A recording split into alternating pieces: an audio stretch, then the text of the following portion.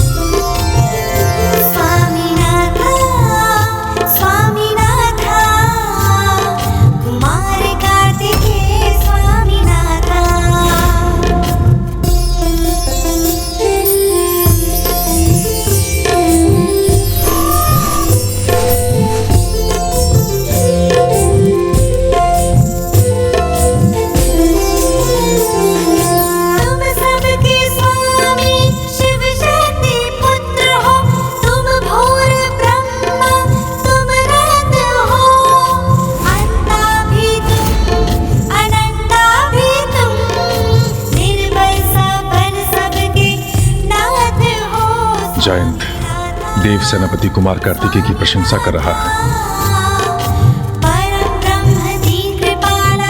हे बालक, बंद करो मेरे शत्रु का गुणगान। भूल गए कि मैं कितना भयंकर हूं? क्या तुम्हें मेरे बल का भय नहीं है? मेरे समक्ष उसका नाम, क्योंकि प्रभु का नाम भी तुम्हारे बल से अधिक बलवान है। देखा नहीं, भाकन को तुमने इतना कष्ट दिया, जो प्रभु का नाम लेते ही कितनी सरलता से दूर हो गया। बस शांत हो जाओ, मेरे सेवक हो जयंत। सेवक हूँ, अवश्य हूँ, पर तुम्हारा नहीं, उनका हूँ जो परम ब्रह्म है, और उनके सेवक तो सभी हैं, तुम भी हो। अचानक मेरे सामने इतना कुछ कहने का साहस कहाँ से आ गया तुमने? साहस और बल की स्रोत तो भक्ति है, सच्ची भक्ति। और तुम्हें भी सुझाव है मेरा, तुम भी जाग जाओ सूरापद्मन। भाकन के शब्दों को समझो, वो तुम्हें जागृत करने आया था। अब और एक शब्द नहीं। सूरापद्मन, ठहरो। भाकन के समान इस बुद्धिभ्रष्ट बालक पे समय नष्ट करना तुम्हें शोभा नहीं देता। डाल दो इसे कारागार में, जहाँ तुम्हें भगवान न मानने वाले भक्त ऋषि मुनियों को यातनाओं के लिए बंद किया है। उनके समान जब इसे भी यातना मिलेगी, तब आएगी इसे सद्बुद्धि। इन देवताओं को भी बंदी बना लो।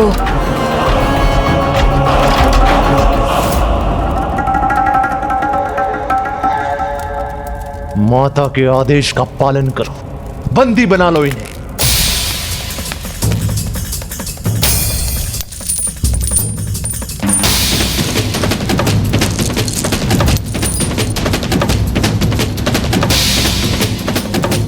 सूरापद्मन, कैसे मूर्खता कर रहे हो तुम? ये बंधन, ये बेड़िया का खुलना तो तय है, किंतु तुम जिन बेड़ियों के बंधन में बंधे हुए हो, उससे कैसे मुक्त होगे तुम? राज्य का बंधन, अहंकार का, दम का बंधन, क्रोध का बंधन। अपने इन बंधनों को पहचानो और लीन हो जाओ प्रभु भक्ति में। उचित कहा था भाकन, जहाँ प्रभु की भक्ति है, वहाँ सभी बंधन स्वयं मिट जाते हैं। देखो मुझे, प्रभु की कृपा से मैं तुम्हारे भय के बंधन से बाहर आ गया, और अब इन बेड़ियों के बंधन से भी बाहर निकल जाऊंगा। तो तुम भी अपने बंधनों को तोड़कर मुक्त हो जाओ, असुर सम्राट सूरापद्मन। ले जाओ इन्हें, अन्यथा इसका अंत यहाँ पे ही करूंगा मैं। मेरी चिंता मत कीजिए, मेरे शब्द व्यर्थ नहीं होंगे। कहा था मैंने, परम ब्रह्म प्रभु कार्तिकेय स्वामी का नाम ही पर्याप्त है। मेरी रक्षा के लिए कुछ नहीं होगा मुझे।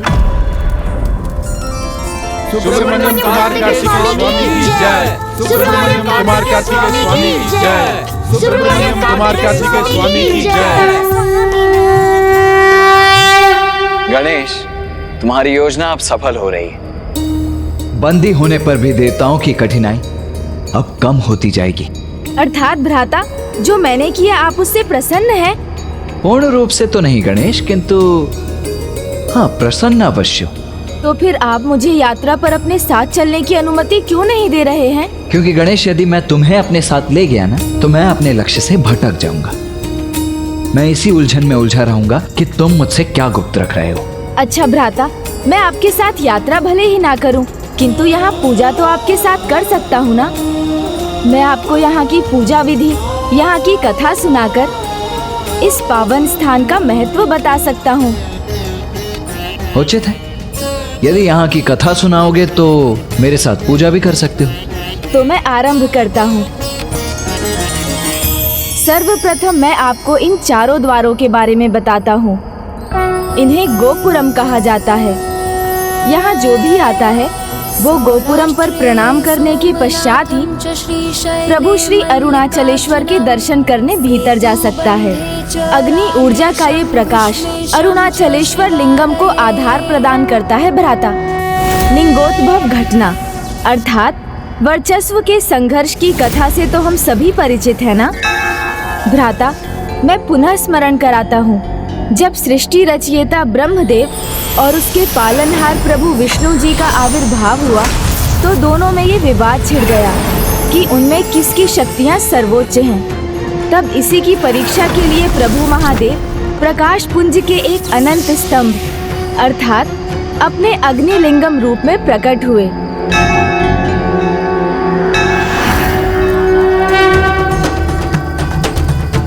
एक दिव्य स्वर ने उन दोनों को निर्देश दिया कि वो उस अग्निलिंगम के अंत को ढूंढे।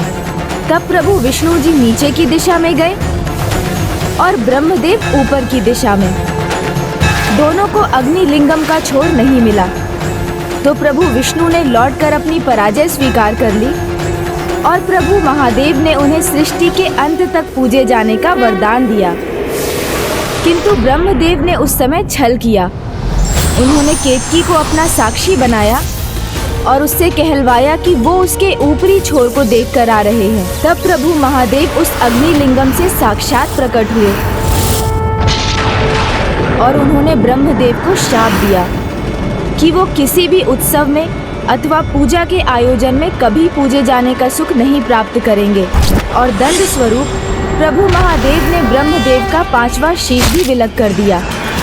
तब ब्रह्मदेव और प्रभु विष्णु जी को ज्ञात हो गया कि वो दोनों नहीं अपितु अग्निलिंगम सर्वोच्च हैं, जिससे स्वयं प्रभु महादेव प्रकट हुए थे और वो उसकी पूजा में लीन हो गए। प्रभु ने अग्निलिंगम की स्थापना के लिए इस स्थान का चुनाव किया, जिसे अरुणाचल गिरी कहा गया। और समय के साथ अग्नि ऊर्जा को सोखने के परिणाम स्वरूप अरुणाचल गिरी स्थान आरंभ में स्वर्णिम हुआ, फिर युगों के परिवर्तन होने पर वो तांबे का हुआ, फिर कांसे का और कलयुग में वो पत्थर का हो जाएगा। किंतु इन परिवर्तनों से जो परिवर्तित नहीं होगी वो है उसकी दिव्यता और वो सदा शिवलिंगम के समान पावन माना जाएगा। अग्निभूत लिंगम को अरुणागिरी से ही अपना नाम अरुणाचलेश्वर प्राप्त हुआ और प्रभु अपने अग्नि मूर्ति रूप में भक्तों को यहाँ दर्शन प्रदान करते हैं। और इस प्रकार ये स्थान एक पंचभूत स्थल बना भ्राता।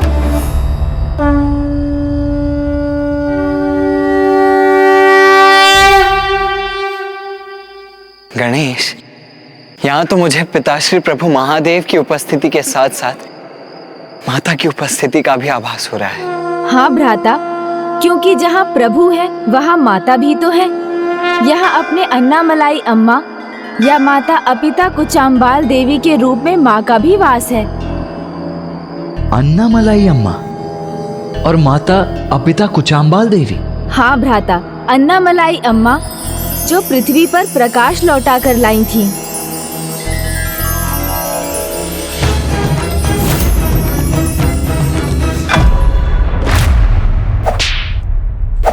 रुक जाइए।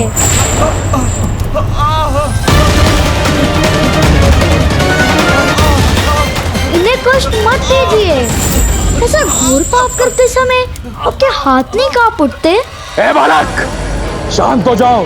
यह हमारे हाथ नहीं, असुर सम्राट प्रभु सूरापद्मन में जो विश्वास नहीं करता उसके हाथ ही नहीं, आत्मा भी कांपती है। यहाँ उनके नाम के सिवाय किसी का भी नाम लेने वाले की जीवा विलक कर दी जाती है। वो देख। प्रभु कार्तिकेय की जय। प्रभु कार्तिकेय।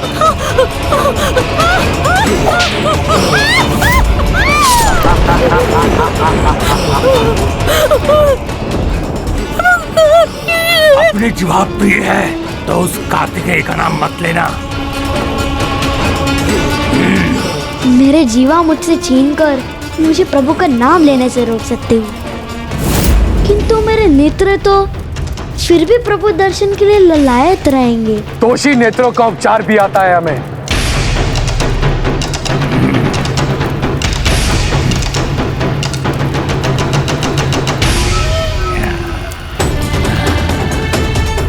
बोलो, महाराज सूरापद्मन को भगवान के रूप में देखोगे? नहीं। चलो फिर भुगतो इसका परिणाम।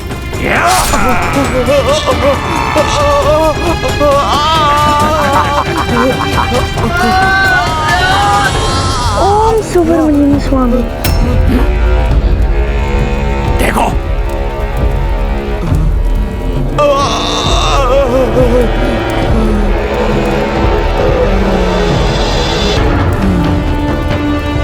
हे प्रभु कार्तिकेय, इन ऋषिवर पर कृपा कीजिए। कार्तिकेय का नाम भी लिया तो घोर दंड भोगना होगा तुम्हें, इसलिए अंतिम बार कह रहा हूं बालक, कष्ट नहीं चाहते हो तो उसका नाम अपनी जीवा पे मत लाओ।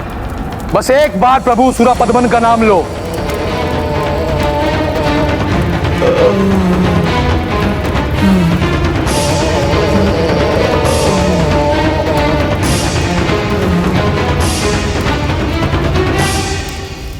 एक भक्त के लिए उसकी जीवा, उसके नेत्र कुछ भी महत्वपूर्ण नहीं है। उसके लिए तो केवल प्रभु की भक्ति का ही महत्व है। तुम यदि ये अंग भंग भी कर दो तो मन में जो प्रभु के प्रति भक्ति है उसे कैसे भंग कर पाओगे? मेरे ही नहीं, हम सभी के, यहाँ तक कि तुम्हारे भी रोम रोम में प्रभु का नाम है। उन्हीं के नाम से हम सभी के शरीर में जीवन का संचार होता है। उनका नाम इस शरीर से कैसा विलग कर सकते हैं?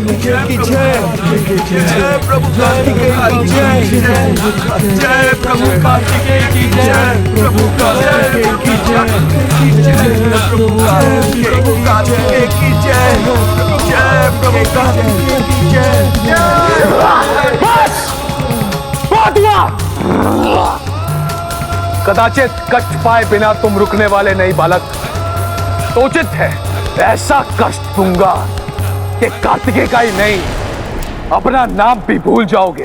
प्रभु कार्तिकेय की भक्ति में मिलने वाली पीड़ा भी प्रसाद के समान होगी। भक्त के प्रभु उसके सुख भी है और शांति भी। सुख को दुख में, चैन को पीड़ा में परिवर्तित करना मुझे भली भांति आता है।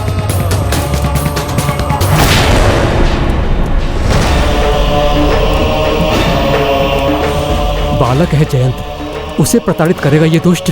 ये कैसा अन्याय है?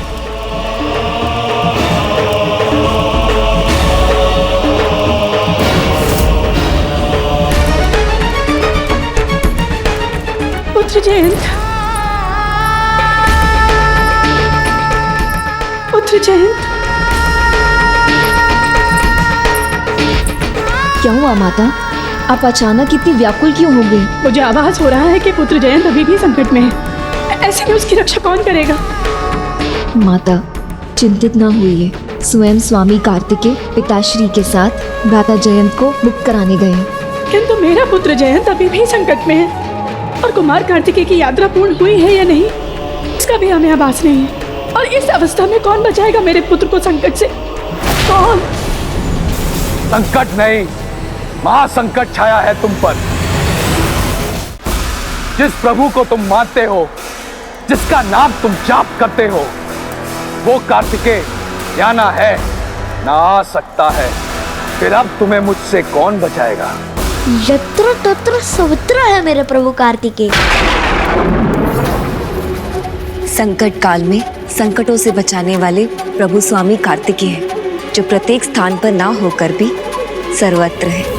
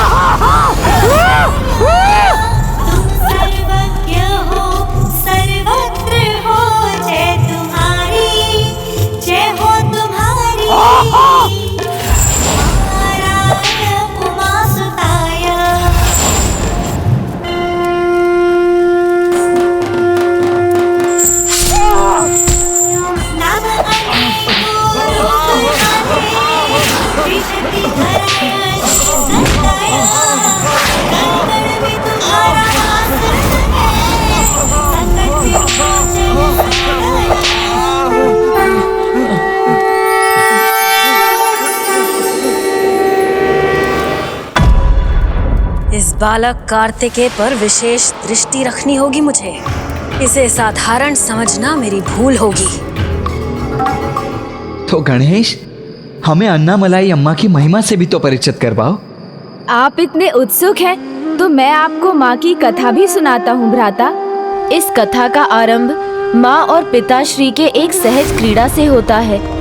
एक दिन वो दोनों उपवन में विचरण कर रहे थे और अत्यंत आनंदित थे, किंतु उनका ये आनंद शीघ्र ही एक बड़ी घटना में परिवर्तित होने जा रहा था, जिस बात से माता उस समय अनभिज्ञ थीं।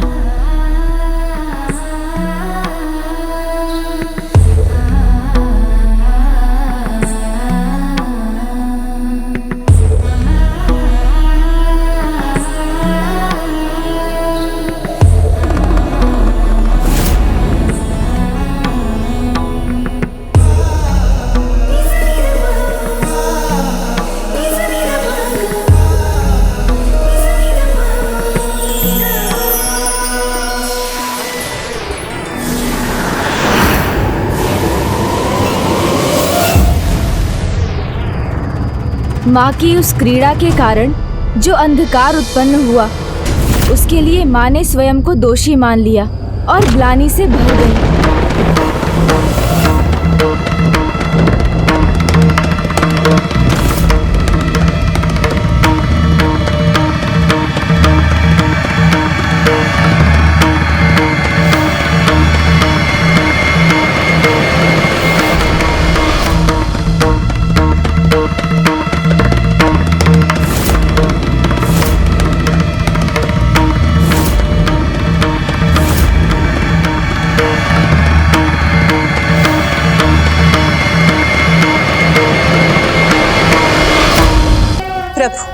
मेरी जिस सहज भूल के कारण समस्त संसार अंधकार में, मेरी वो भूल सुधारने में मेरी सहायता कीजिए प्रभु, और सृष्टि को पुनः प्रकाशित करने की कृपा कीजिए प्रभु। ऐसा अवश्य होगा। धन्यवाद प्रभु। मैं आपके द्वारा आपकी भूल को स्वीकार करने से और आपके तप से अत्यंत प्रभावित हूँ। मैं दिव्य प्रकाश का स्रोत अवश्य हूँ, किंतु उसे सृष्टि में लौटाने का दायित्व तो आप ही ने निभाया है। हमारी भागीदारी से ही सृष्टि का हित संभव है। इसलिए मैं घोषणा करता हूँ कि यहाँ आपके मंदिर की स्थापना होगी और यहाँ स्थापित आपके रूप को अन्नामलाई अम्मा के नाम से जाना जाएगा, अर्थात वो माता जिन्होंने सृष्टि को पुनः प्रकाशित किया।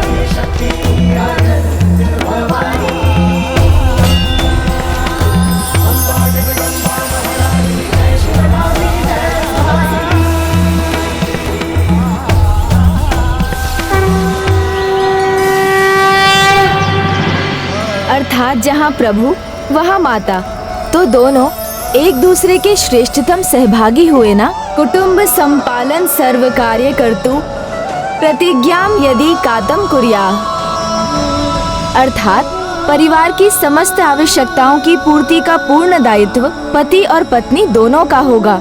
जैसे माता अन्नामलाई ने महादेव की तपस्या की और प्रभु महादेव ने भी अग्निलिंग से प्रकाश लाकर सृष्टि को उज्जवल किया, उसी प्रकार पति पत्नी जब साथ होते हैं तो सभी कार्य सरल हो जाते हैं।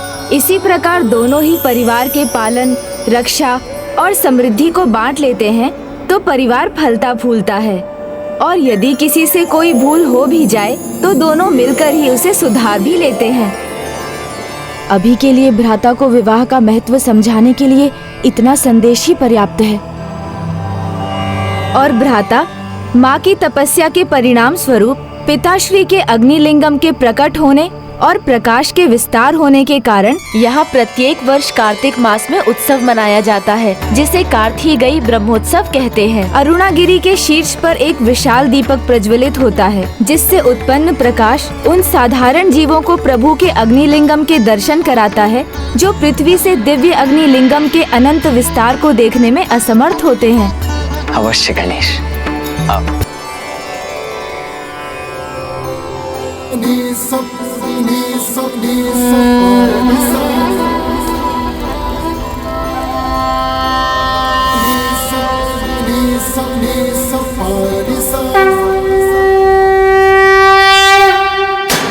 ये कैसा अप्रिय प्रकाश है यहाँ?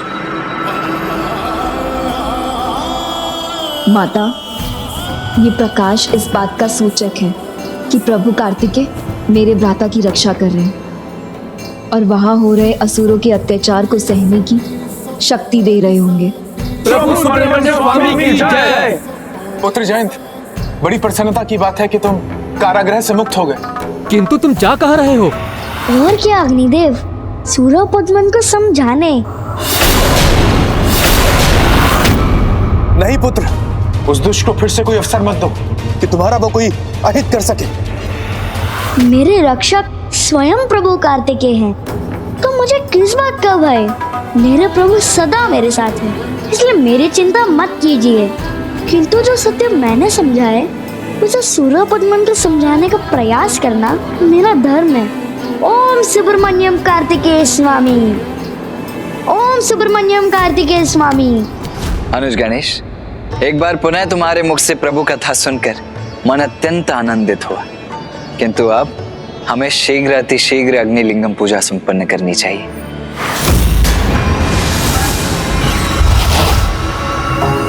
रुकिए भ्राता, पहले यहाँ की उचित पूजा विधि तो जान लीजिए, क्योंकि पादुका धारण किए बिना, अपने ध्यान को भंग होने दिए बिना और किसी भी अवस्था में अस्त्र उठाए बिना अरुणाचल गिरी की प्रदक्षिणा से ही यहाँ की पूजा पूर्ण होती है।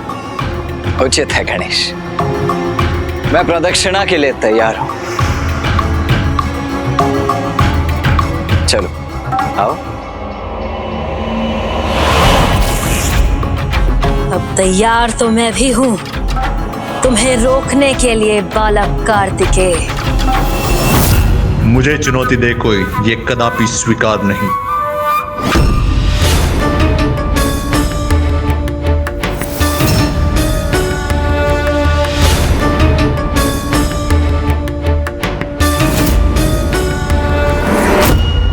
तुम यहाँ मेरे कारागार से कैसे मुक्त हुए? तुम और बिना मेरी अनुमति के यहाँ पे प्रवेश कैसे किया? इतना साहस कहाँ से आया तुम में? यही तो समझाने आया हूँ तुम्हें सूरापद्मन। जिस सूरापद्मन के बल का डंका धरती से लेके स्वर्ग तक गूंजता हो, उसे तुम ज्ञान देने आए हो तुच्छ बालक। तुम आश्चर्य है। बलशाली सम्राट, इसमें ना कोई आश्चर्य होना चाहिए और ना ही कोई संकोच होना चाहिए। ज्ञान प्राप्ति में छोटा या बड़ा नहीं देखना चाहिए, बस उसे सहज स्वीकार करना चाहिए। ये बालक ज्येष्ठ के साथ इतनी बात कहने का दुस्साहस कर रहा है। तुच्छ बालक, अब तुम मुझे भलाई और बुराई का ज्ञान दोगे? क्यों नहीं दे सकता? किसी को साहस करना ही पड़ेगा। यदि मैंने तुम्हें सत्य से परिचित नहीं कराया तो तुम स्वयं ही सर्वनाश के पथ पर चलकर अपना विनाश सुनिश्चित कर अपना अंत कर लोगे। बस यही सत्य समझाने आया हूँ। भ्राताश्री, आप इस बालक को मुझे सौंप दीजिए। ऐसा समझाऊंगी इसे कि जन्म जन्मांतर तक आपका सम्मान करना सीख जाएगा। अच्छा, तो आज वो मेरे सम्मान की बात कर रही है जो मेरे शत्रु के सामने अपने सम्मान की रक्षा नहीं कर पाई। मेरी उस भूल के लिए मुझे क्षमा कर दीजिए ज्येष्ठ, और अब मुझे उस भूल को सुधारने का, आपकी सेवा करने का एक अवसर प्रदान कीजिए। सेवा करना चाहती हो मेरी, तो मेरे सामने आने की भूल मत करो। मत भूलो कि मात्र एक नारी हो तुम, मेरे दया की पात्र। तुम ना तब मेरे लिए कुछ कर सकती थी, ना अब कर सकती हो। जाओ, दूर हो जाओ मेरी दृष्टि से। और वैसे भी मैं इसके बड़े बोल सुन के मनोरंजन करना चाहता हूं। सुनना चाहता हूं कि ये बालक, जिसे मैं क्षण भर में मसल सकता हूं, मुझे क्या समझाना चाहता है। मेरे कारण आपके अपमान का कलंक मैं मिटाकर ही रहूंगी ज्येष्ठ।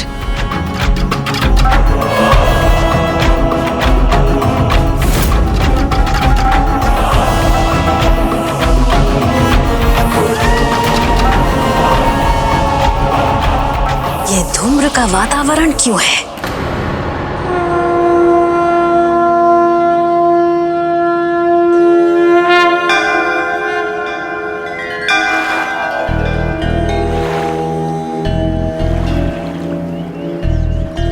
भ्राता, नहीं नहीं अनुज गणेश, निश्चिंत रहो।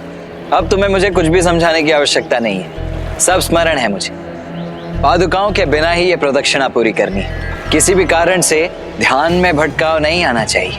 परिस्थिति चाहे कैसी भी क्यों ना हो, प्रदक्षिणा पूरी होने से पूर्व अस्त्र नहीं उठाने हैं। जब संपूर्ण एकाग्रता, पूर्ण निष्ठा और भक्ति के साथ ही प्रदक्षिणा पूरी की जाएगी, तभी इसका उचित फल प्राप्त होगा।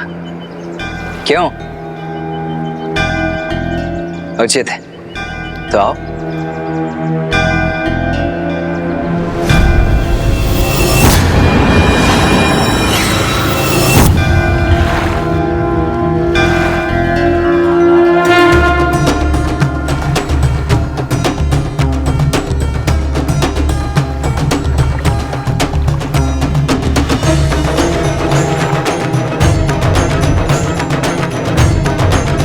प्रभु,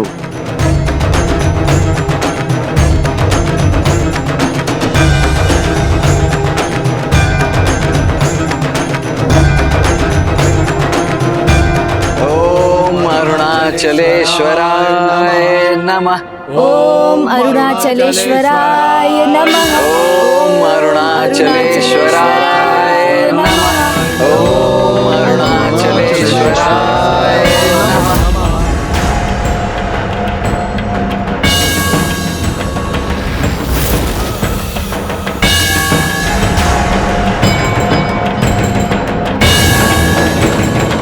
ओम अरुणाचलेश्वराय नमः।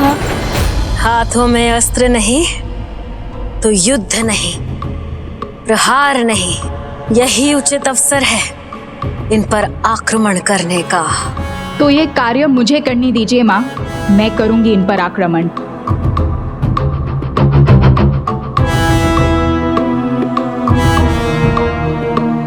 माँ, मुझे आज्ञा दीजिए। महेंद्रपुरी के प्रति मेरे भी तो कुछ दायित्व है। मुझे भी प्रमाणित करना है कि एक असुरी नारी किसी असुर से कम नहीं है। तुम्हें ज्ञात भी है कि मैं किस पर आक्रमण करने की योजना बना रही हूँ? हाँ, वो बालक कार्तिकेय। वही कार्तिकेय जिसके एक साधारण योद्धा ने तुम्हारा हाथ विलग कर दिया था। अब तुम स्वयं उससे युद्ध करोगी? हाँ माँ, पिछले बार मुझे उसके शक्ति का अनुमान नहीं था, मैं तैयार नहीं थी, किंतु मेरा विश्वास कीजिए, इस बार मैं पूरी तैयारी के साथ जाऊंगी और पराजित होकर कदापि नहीं लौटूंगी। उचित तैयारी अर्थात माँ, इस बार मैं उसके दुर्बलताओं को ज्ञात करूंगी, फिर उस पर वार करूंगी। उसके भेद कौन बता सकता है, वो ज्ञात है मुझे। उचित है, किंतु स्मरण रहे ये तुम्हारा अंतिम अवसर है, इसे व्यर्थ मत गवाना।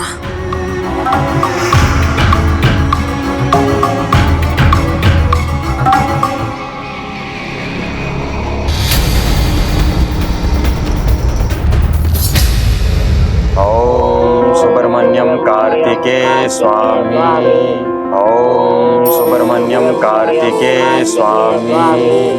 ओम सुब्रमण्यम कार्तिकेय स्वामी। ओम सुब्रमण्यम कार्तिकेय स्वामी। ओम सुब्रमण्यम कार्तिकेय स्वामी।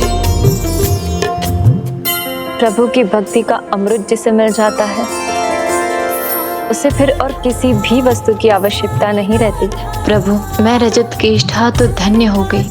मुझे आपकी भक्ति भी मिली और आपके दर्शन भी। अब तो मात्र एक ही इच्छा शेष है, आप मुझे इस जीवन से मुक्ति प्रदान करें। जो चाहिए वो मिलेगा तुम्हें, मैं दूंगी तुम्हें मुक्ति। इस भयंकर कारागृह में अपने जीवन के प्रकाश को अंधकार में नहीं बदलना चाहती तो बालक कार्तिकेय को लेकर जो भी जानती हो उसे अंधकार में रखे बिना सब बता दो मुझे। जिनके मन में सभी को लेकर प्रेम है, जो समझ संसार के हित को लेकर चिंता करते हैं, वो तुम्हारे शत्रु कैसे हो सकते हैं असुर सम्राट? क्या किसी के भ्राता का वध करने वाला उसका मित्र हो सकता है? वो मेरा मित्र कदापि नहीं हो सकता। मित्र से भी कहीं बढ़कर वो तो सर्वोच्च मार्गदर्शक हैं, भगवान है वो, जो दुष्ट पापियों को भी उचित मार्ग पर ले आते हैं, जिनके हाथों मिली मृत्यु भी प्रसाद के समान है। वाह वाह जयंत वाह, मेरा भ्राता दुष्ट और जिसने मेरे भ्राता का अंत किया वो भला है, वो भगवान है। भगवान ही नहीं, परम ब्रह्म है वो। महादेव पुत्र ही नहीं, वो तो देवादिदेव महादेव के ही प्रतिबिंब है। महादेव कौन है, कैसे है, ये तो सर्वज्ञात है। और क्या बताऊं मैं तुम्हें इनके बारे में? बस बात को घुमाओ मत, जो भी जानती हो सब बता दो मुझे। ये अद्भुत है, अत्यंत बलशाली, अनंत ज्ञान सागर। तुम इन्हें देखोगी ना तो मंत्र मुग्ध हो जाओगी। सहस्त्र सूर्यों के समान तेजोमय है ये। उनकी नहीं, मात्र उनके दिव्य तेज की दर्शन ही पर्याप्त है किसी के भी पापों को धोने के लिए। ओम अरुणाचलेश्वराय नमः। बस बहुत सुन चुका मैं उसका गुणगान, उसके बारे में सब जानती हो, तो बताओ उसकी दुर्बलता क्या है? दुर्बलताएं तो हम प्राणियों में होती है, वो तो सभी दुर्बलताओं के परे है। भगवान है वो, उनमें दुर्बलताओं को ढूंढने का प्रयास मूर्खता है।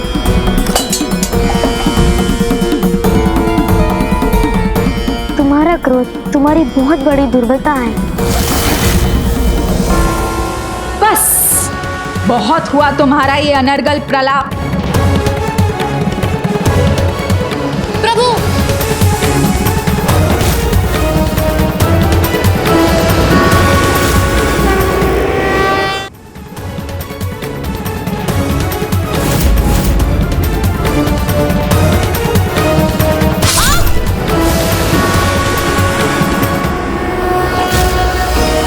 प्रभु का अपमान मुझे स्वीकार नहीं। तुम्हारे केशों में ही तुम्हारा जीवन है ना? तो जैसे तुम्हारे केश तुम्हारी दुर्बलता है, वैसे उस बालक की भी कोई दुर्बलता अवश्य होगी। वो बताओ मुझे। समय नहीं है मेरे पास। मेरे 5 अंक गिनने तक यदि तुमने नहीं बताया तो मैं तुम्हारे केश काट दूंगी। यहीं कारागृह में तुम्हारी भयंकर मृत्यु होगी।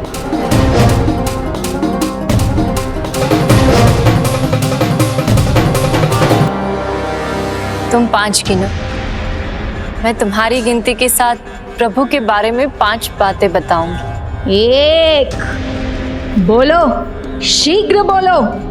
उनका प्रथम परिचय। प्रभु कार्तिकेय स्वामी सर्वशक्तिशाली है, जिनकी यदि कोई दुर्बलता है तो उनके भक्त ही है, और उनका बल भी, और उनके भक्त और उनके प्रति उनके भक्तों की भक्ति है। मुझे तुमसे ये उत्तर नहीं चाहिए। मेरे धीरज की और परीक्षा लेने का दुस्साहस मत करो, अन्यथा ये कष्ट तुम्हारी मृत्यु के साथ ही समाप्त होगा। 2 तो सुनो, प्रभु कार्तिकेय सर्वव्यापी है, अर्थात वो सर्वत्र है। हम जो भी कर रहे हैं वो सब उनके दृष्टि के सामने है। इसलिए इस क्रोध को त्याग कर उनकी भक्ति करो, तब उनकी कृपा से तुम्हें उसका लाभ मिलेगा। शेष सभी प्रयास सर्वथा व्यर्थ है। व्यर्थ है तुम्हारा इस प्रकार मुझे कष्ट देना। इससे कुछ प्राप्त नहीं होगा तुम्हें। भक्ति करो, उसी में तुम्हारी मुक्ति है। बस मुझे क्या करना है ये मत बताओ। अपनी रक्षा के लिए तुम्हें क्या करना है उसका विचार करो।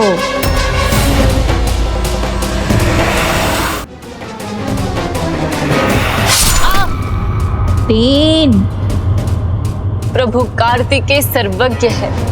संसार का कोई भी ज्ञान उनसे छिपा नहीं है। संसार में ही क्यों, समस्त ब्रह्मांड में जो भी है उसका संपूर्ण ज्ञान है प्रभु को। उचित अनुचित का भेद भी, और किसके मन में क्या योजना है वो सब जानते हैं। इसलिए अभी भी समय है, समय याचना कर लो उनसे। करुणा सागर है वो तुम्हें अवश्य क्षमा कर देंगे, जैसे मुझ जैसी असुरी को कर दिया था। नहीं, ये उत्तर भी नहीं चाहिए मुझे तुमसे। जो मैं सुनना चाहती हूँ वो बताओ। मैं अगली गिनती गिन रही हूँ, शीघ्र बताओ। 4।